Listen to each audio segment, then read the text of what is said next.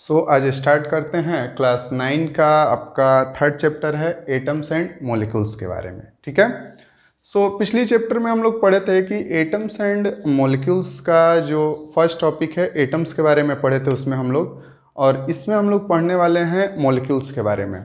Atoms के बारे में हम लोग जाने थे कि एटम्स क्या होता है, एटम्स का मास कैसे निकालते हैं, और उसके बाद एटॉमिक मास के बारे में जाने थे। उसके बाद एटम्स के साइज वगैरह के बारे में डिस्कस किए थे। तो उस वीडियो में हम लोग बहुत अच्छे से डिस्कस कर लिए थे एटम्स के बारे में।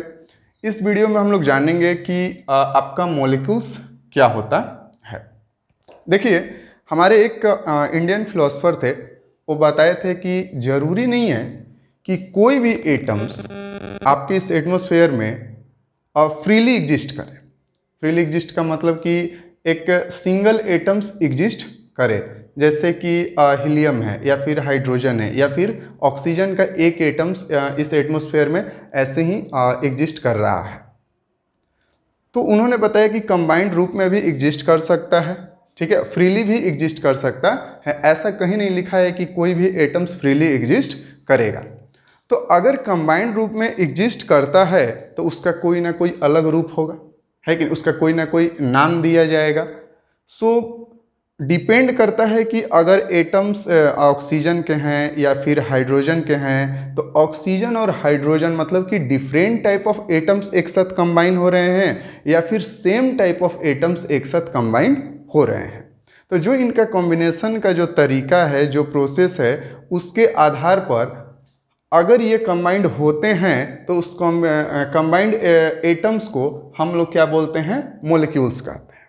समझ में आया कि नहीं? तो देखिए, मॉलिक्यूल्स जो होता है ना, मॉलिक्यूल्स का कंबाइंड होने से एलिमेंट भी बनता है, और मॉलिक्यूल्स के कंबाइंड होने से क्या बनता है, आपका कंपाउंड भी बनता है। इस आज के वीडियो में हम लोग एटोमिसिटी एक नई चीज़ है उसके बारे में भी जानेंगे। वैसे मॉलिक्यूल्स के बारे में तो आप सुन ही रहे हैं बहुत पहले से। आज हम लोग एक नई चीज़ जानेंगे एटोमिसिटी के बारे में। तो अभी फिलहाल हम लोग देखते हैं कि ये जो मॉलिक्यूल्स है, मॉलिक्यूल्स का मतलब कि एटम्स का कंबाइंड। ठीक है, अब एटम्स कंबाइन होते हैं तो क्या क्या बनाते हैं और कैसे कैसे बनाते हैं देखते हैं। अब देखिए, मॉलिक्यूल्स ऑफ एलिमेंट्स के बारे में अगर समझे, एलिमेंट्स जो होते हैं टोटल आपके 118 हैं। प्रेजेंट टाइम में देखा जाए आपको पीरियोडिक टेबल भी मिलेगा, उसमें आपके शायद नेक्स्ट चैप्टर में पीरियोडिक टेबल के बारे में आपको बताया जाएगा। तो 118 एलिमेंट हैं। तो अब देखिए, अगर हम लोग देखते हैं कि दो एटम्स एक साथ कंबाइंड हैं, वो भी सेम टाइप के, कैसे, सेम टाइप के दो एटम्स अगर एक साथ कंबाइंड हैं। अब जैसे कि हाइड्रोजन का एग्जाम्पल लेते हैं, तो दो हाइड्रोजन एक साथ कंबाइंड आपको इस हमारे एटमॉस्फेयर में मिलेंगे तो H2 बनाते हैं। दो नाइट्रोजन एक साथ कंबाइंड होते हैं तो क्या बनाते हैं, N2 बनाते हैं। तो ये H2 और N2 के रूप में क्या करते हैं, एग्जिस्ट करते हैं हमारे एटमॉस्फेयर में। तो अगर same type of atoms combined होंगे तो आपके क्या बनाएंगे, एलिमेंट्स बनाएंगे। एक बार फिर ध्यान से सुनिएगा कि सेम टाइप ऑफ एटम्स अगर कंबाइंड होते हैं तो क्या बनाएंगे, एलिमेंट्स बनाएंगे।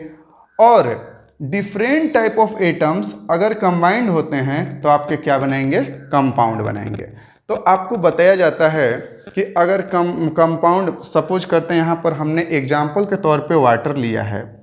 अगर वाटर का सबसे छोटा पार्टिकल्स, सबसे छोटा, इसको डिवाइड करते करते करते करते जो सबसे लास्ट में स्मॉलेस्ट यूनिट बचेगा उसको निकालते हैं, तो पता है क्या मिलेगा आपको, H2O का मिलेगा। सबसे छोटा स्मॉलेस्ट यूनिट जो है किस चीज़ का मिलेगा, H2O का मिलेगा। H2O जो एक ऐसा सबसे स्मॉलेस्ट यूनिट होगा उस वाटर में जो पूरे वाटर की प्रॉपर्टीज़ को क्या करेगा, शो करेगा। अगर आप हाइड्रोजन में सबसे छोटा निकालते हैं तो एग्जिस्ट करेगा H2 में, जो पूरे हाइड्रोजन एलिमेंट का क्या करेगा, प्रॉपर्टीज़ को दिखाएगा। उसी तरह से H2O भी जो है, ये H2O मॉलिक्यूल्स जो है, जो सबसे छोटा स्मॉलेस्ट यूनिट होता है वाटर का, तो ये भी पूरे वाटर का क्या आपको दिखाएगा, प्रॉपर्टी को शो करेगा।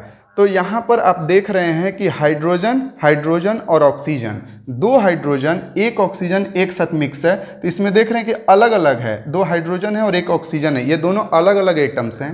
तो डिफरेंट टाइप ऑफ एटम्स अगर कंबाइन होते हैं, डिफरेंट टाइप ऑफ एटम्स अगर कंबाइन होते हैं तो आपके बना देते हैं कंपाउंड, और सेम टाइप ऑफ एटम्स अगर कंबाइन होते हैं तो आपके क्या बनाते हैं, एलिमेंट्स। तो जो ये कंबाइंड रूप में है तो ये कंबाइंड में क्या बना रहे हैं, मॉलिक्यूल्स, एंड इसीलिए बोला जाता है इसको मॉलिक्यूल्स ऑफ एलिमेंट्स, और इसको बोला जाता है मॉलिक्यूल्स ऑफ कंपाउंड। ठीक है, इतना आप समझ गए। नेक्स्ट जो है, अब डिपेंड करता है कि कितने एटम्स एक साथ कंबाइंड हैं। अब जरूरी नहीं है, आपको ये नहीं जरूरी है कि 2 ही एटम्स एक साथ कंबाइंड होंगे, या फिर 3 एटम्स एक साथ कंबाइंड रहेंगे, या फिर 4 एटम्स एक साथ कंबाइंड रहेंगे। हाँ, ये है कि 2 एटम्स जरूर कंबाइंड रहेंगे तभी जाके मॉलिक्यूल्स होगा। 2 से कितना भी ज़्यादा एटम्स कंबाइंड हो सकते हैं, तो उसके आधार पर इनका नाम भी दिया गया है। तो मॉलिक्यूल्स ऑफ एलिमेंट्स के अगर कुछ टाइप्स देखें यहाँ पर, तो मोनोएटॉमिक, डाईएटॉमिक, टेट्राएटॉमिक, पॉलीएटॉमिक, ये इनके टाइप्स हो गए। ठीक है, अब देखिए मोनोएटॉमिक, डाईएटॉमिक, टेट्राएटॉमिक, पॉलीएटॉमिक क्या होता है वो आपको हम बताते हैं। मोनो मतलब क्या होता है, सिंगल।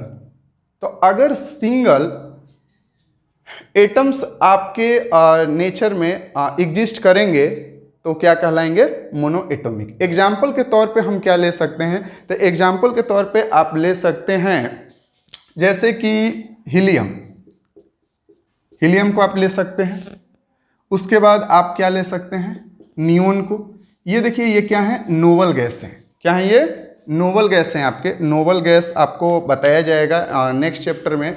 नोबल गैस वो होते हैं जो अपने लास्ट सेल में पूरा फुलफिल रखते हैं इलेक्ट्रॉन्स को। तो इलेक्ट्रॉन्स अगर लास्ट सेल में जितना चाहिए उतना है तो उसको हम लोग बोलते हैं नोबल गैस। और नोबल गैस जल्दी किसी से रिएक्ट नहीं करते हैं, क्योंकि उनको किसी से ना लेने की ज़रूरत है ना देने की ज़रूरत है, वो खुद में स्टेबल हैं। तो ये जल्दी किसी से रिएक्ट नहीं करते हैं, इसीलिए ये नेचर में क्या, सिंगल रूप में पाए जाते हैं, और इसीलिए इनको बोला जाता है मोनोएटॉमिक।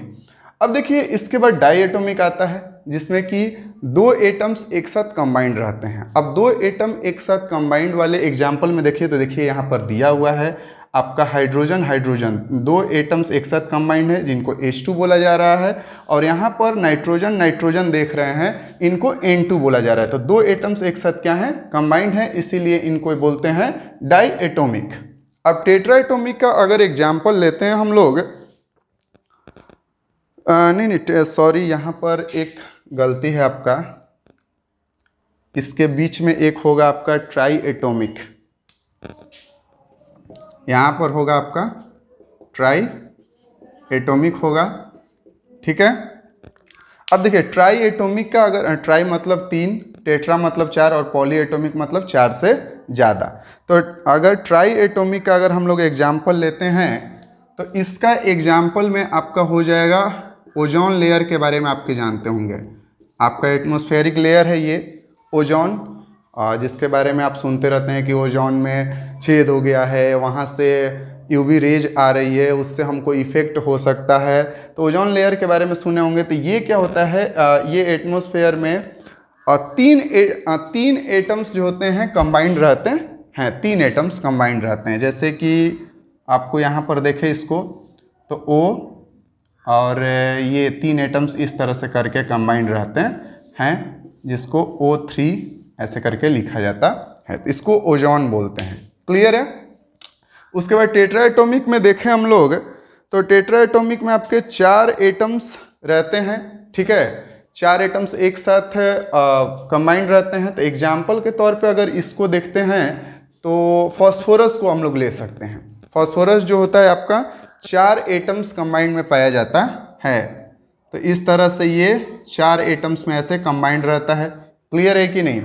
उसके बाद से पॉलीएटॉमिक में आप देख सकते हैं एग्जाम्पल के तौर पे, पॉलीएटॉमिक में सल्फर, सल्फर जो होता है आपके एटमॉस्फेयर में 8 एटम्स के साथ कंबाइंड रहता है। 8 एटम के साथ कंबाइंड रहता है, तो 4 से ज़्यादा है, इसीलिए उसको क्या बोलते हैं, पॉलीएटॉमिक। तो मोनोएटॉमिक आप समझ गए, डाईएटॉमिक समझ गए, ट्राईएटॉमिक समझ गए, टेट्राएटॉमिक समझ गए, उसके बाद पॉलीएटॉमिक आपका हो गया।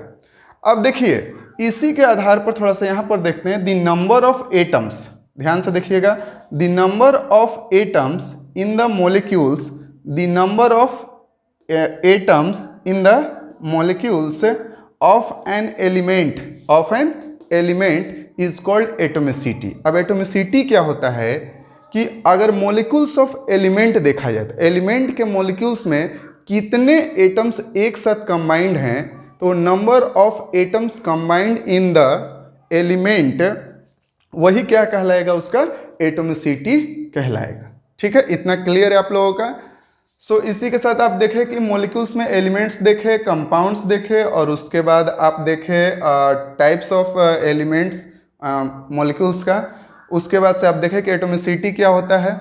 नेक्स्ट हम लोग पढ़ेंगे मॉलिक्यूलर मास के बारे में। ठीक है, क्या पढ़ेंगे, मॉलिक्यूलर मास के बारे में, मोलर मास, मॉलिक्यूलर मास, ये सब कुछ हम लोग नेक्स्ट चैप्टर में करेंगे। इसके पहले एटम्स के बारे में हम लोग ऑलरेडी पढ़ चुके हैं।